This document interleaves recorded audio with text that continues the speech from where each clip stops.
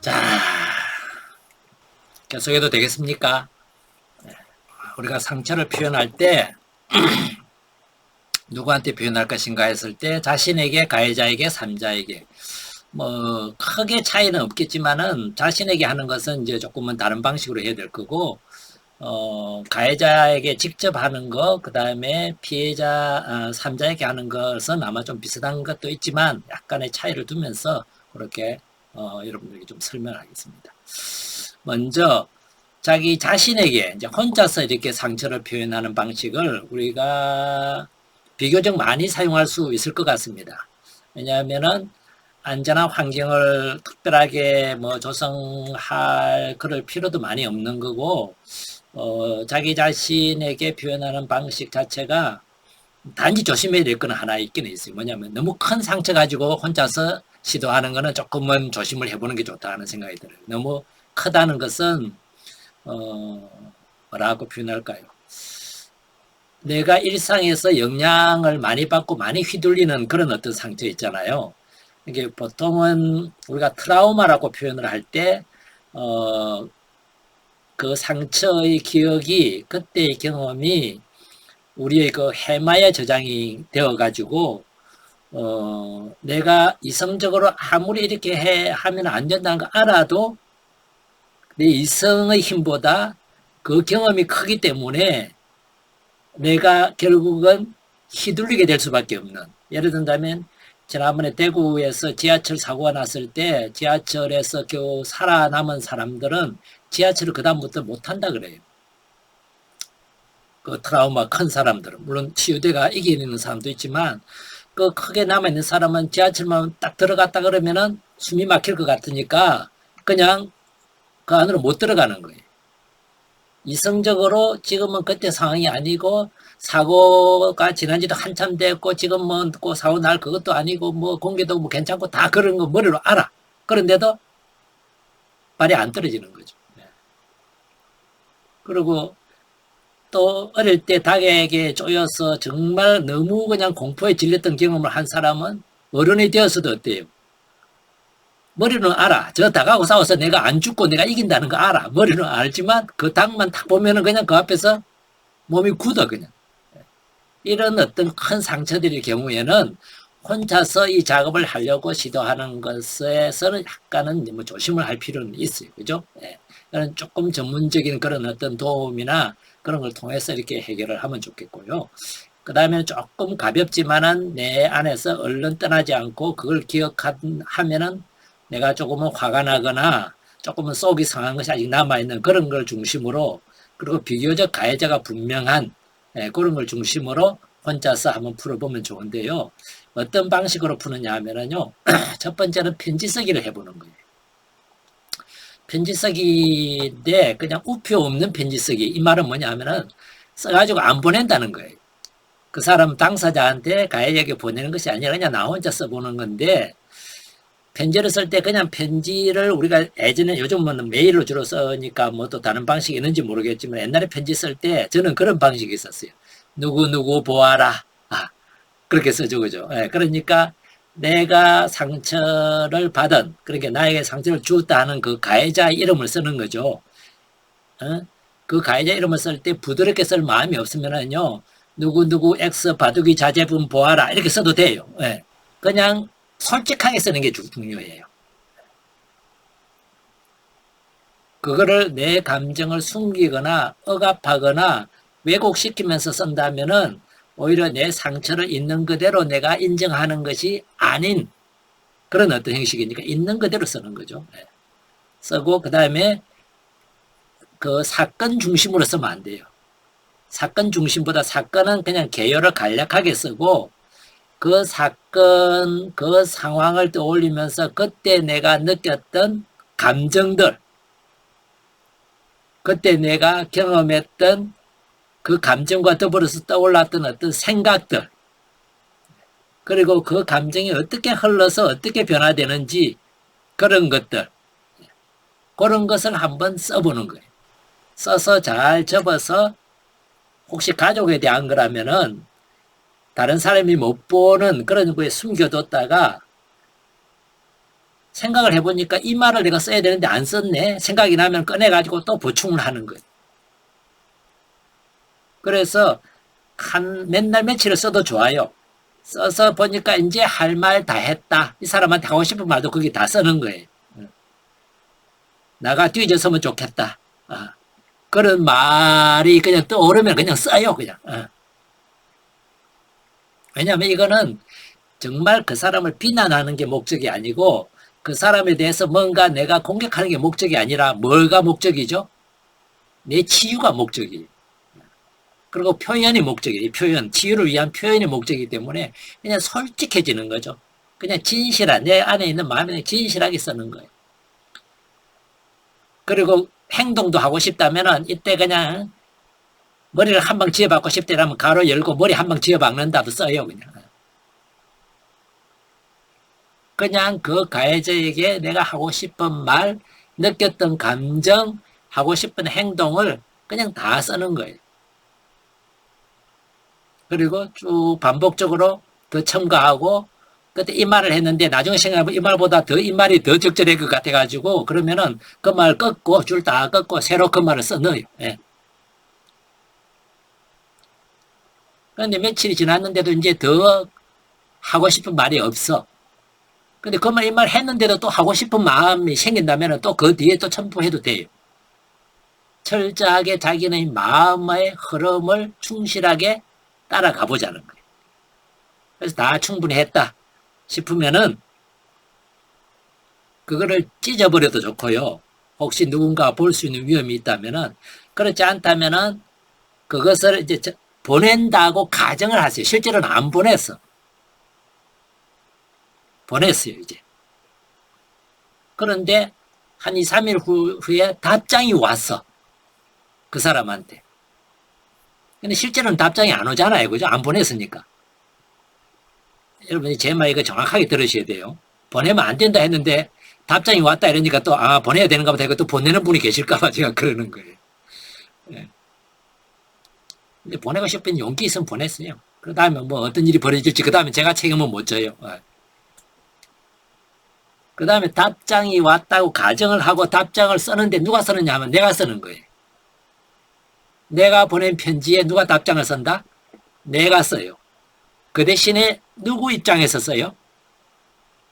그 가해자 입장에서 써요. 가해자 입장인데 어떤 입장을 전제로 해야 되는지 꼭 잘 기억하세요. 어떤 걸 전제로 하냐 하면은 가해자가 내 답장을 정말 수용적인 마음으로 열린 마음으로 다 듣고 미안하다는 어떤 그런 마음을 가지고 나한테 답장을 용서 청하는 마음으로 답장을 썼다고 가정을 하고 내가 답장을 쓰는데 이 답장 안에 포함시키는 건 뭐냐면 이 상처로 인해서 내가 그 사람으로부터 듣고 싶은 말을 포함을 시켜서 답장을 쓰는 거예요.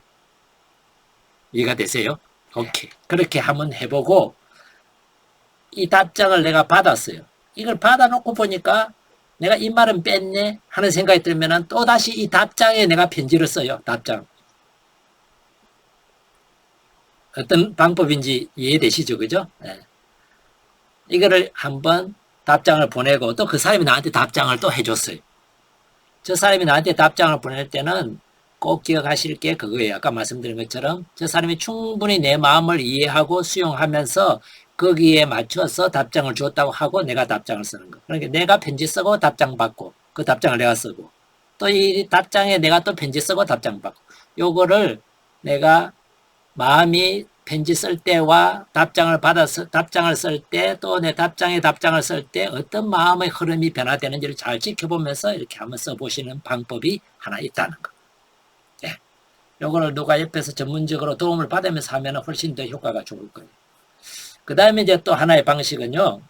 아마 상담에도 종종 사용되는 방식인데 빈의자 체험 또는 저는 이제 우리 한국적인 문화를 빈방석 체험 이제 다시 빈의자 체험으로 바꿔야 되겠어요.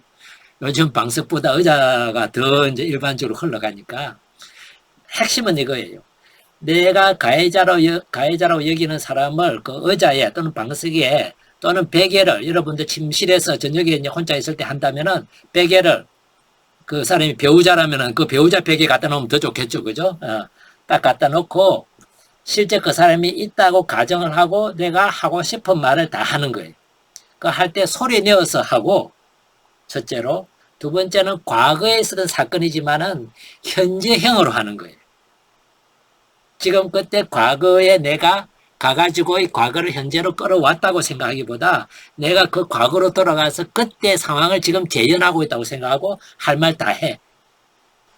이것이 이제 빈 방석 또는 빈 의자 또는 빈 베개, 빈 베개가 아니라 어떤 베개를 갖다 놓고 하는 그런 하나의 우리가 상상으로 되는 거고 말은 언어로는 소리 나게 표현을 하는 게 좋고요.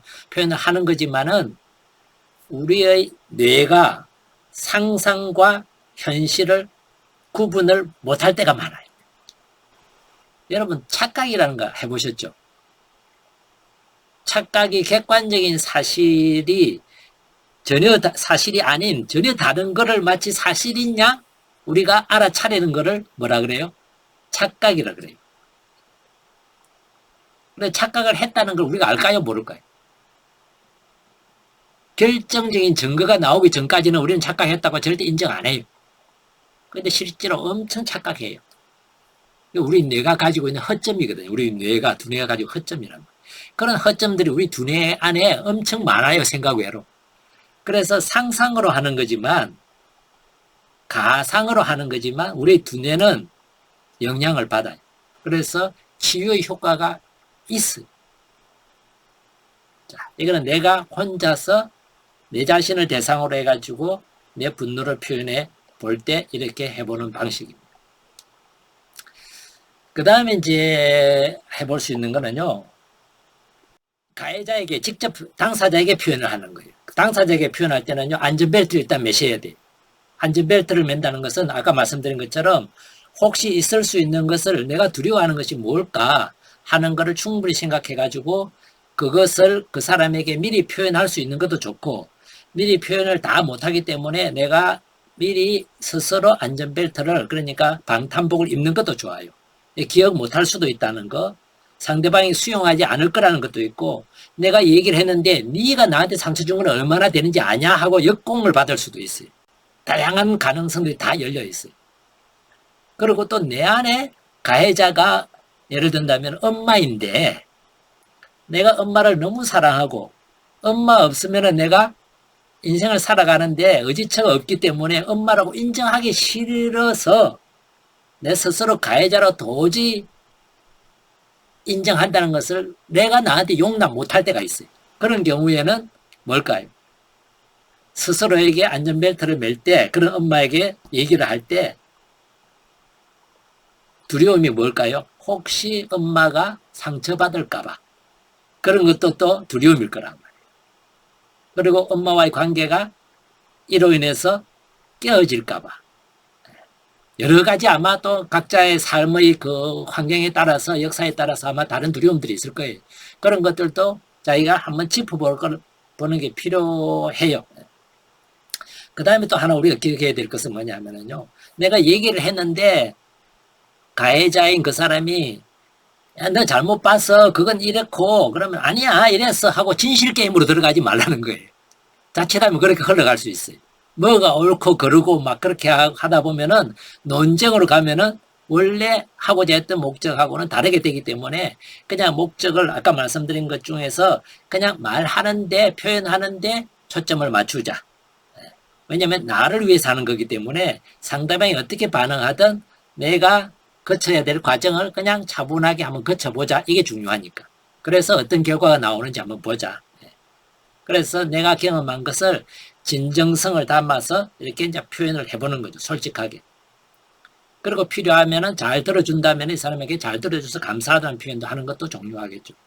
기본적으로 상처 주고자 하는 목적이 아니라는 말을 표현하는 것도 중요하고 내가 이걸 치유하기 위한 거니까 이해해달라는 그런 것도 표현하고 이런 게 안전벨트 매는데 참 중요할 거예요.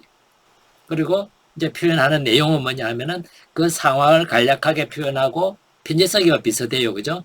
그때 내가 가졌던 기분들, 내가 들었던 생각들, 별것도 아닌 게 까불어 이렇게 말했는데 그 말 자체가 내가 무시당했다는 느낌, 나는 너를 참 소중한 사람으로 생각하는데 너가 나를 가볍게 생각한다는 그런 어떤 생각들, 이런 말들을 그냥 정말 담담하게 표현해내는 거. 있는 그대로 나의 생각, 나의 기분, 나의 감정 이런 것을 드러내는 거죠.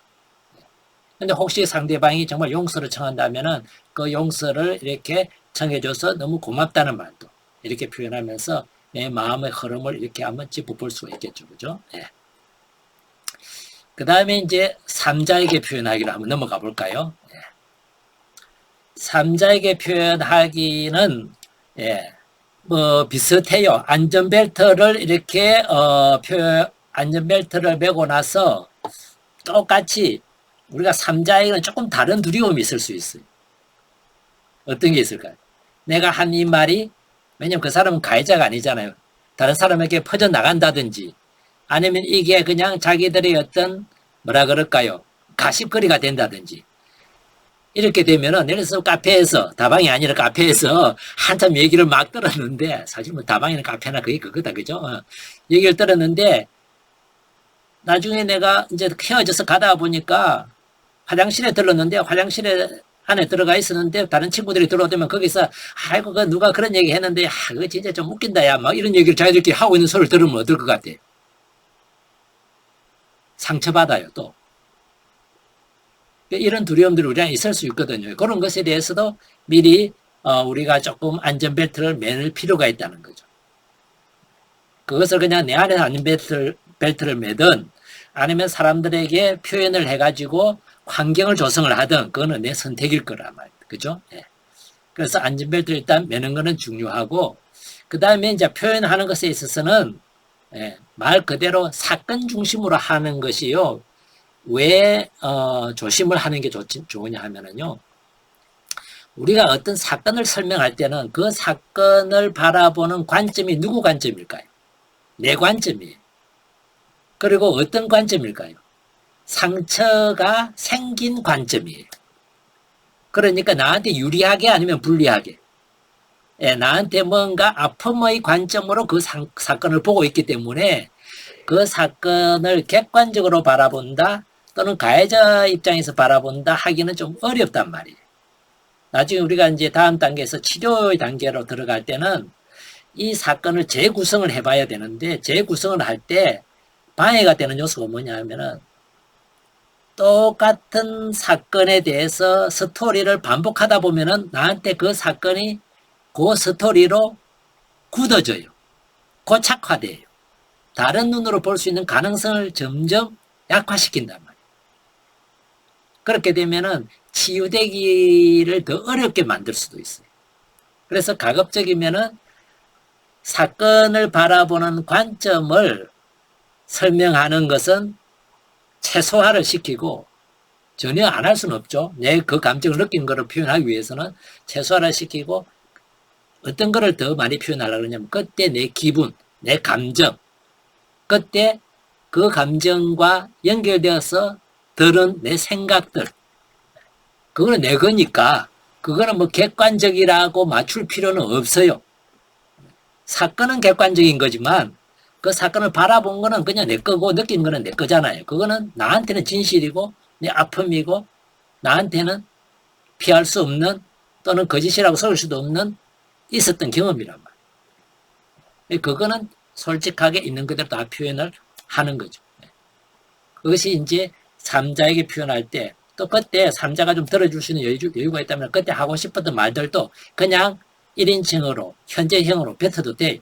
그때 그 인간한테 내가 그런 소리 하면은 어디 가서 천벌 받아 이 말을 그때 내가 꼭 해줘야 되는데 말이야 못 해줬다고 그냥 그 말도 그냥 한번 삼자에게는 해보는 거죠. 대충 아웃라인을 이렇게 잡았는데요. 나 자신에게는 편지 쓰기와 비노자 체험 방식으로 그 다음에 가해자에게는 마찬가지로 안전벨트를 매고 그 다음에 자기 표현을 이렇게 하는 거. 그 대신에 이제 뭘 두려워하는지 내가 가지고 있는 그런 것들이 뭔지도 미리 표현을 해가면서 상대방도 같이 이렇게 우리가 염두에 두고 배려하는 마음으로 이렇게 표현하는 거. 내 상처 해결을 위해서. 덧나게 하지 않게 하기 위해서. 그 다음에 이제 제3자는 그런 면에서는 가해자에게 직접 하는 것보다는 좀 덜 부담스럽겠죠. 그죠? 예. 그럼에도 불구하고 또 다른 상처들을 받을 수 있는 여지가 있으니까 안전벨트는 다른 방식으로 이렇게 매는 거는 중요해요.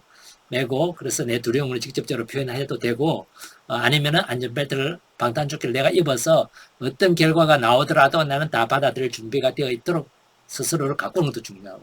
근데 표현에서 중요한 거는 감정, 기분, 그 기분과 연결된 내 생각을 표현하는 것을 더 중심적으로 하는 것이 필요하다 하는 것을 말씀을 드렸습니다. 예, 다음 이번 단계에서 하나 남은 것이 이제 자기 위로하기인데, 자기 위로하기는 사실 치료에서 다루어도 괜찮은 부분이에요. 그래서 이거는 다음 단계에 다루고요. 수고하셨고요. 다음 화요일 날 또 만나도록 하겠습니다. 수고하셨습니다. 감사합니다. 고맙습니다. 네, 예, 열심히 잘 들어주셔서 고맙습니다. 네, 감사합니다.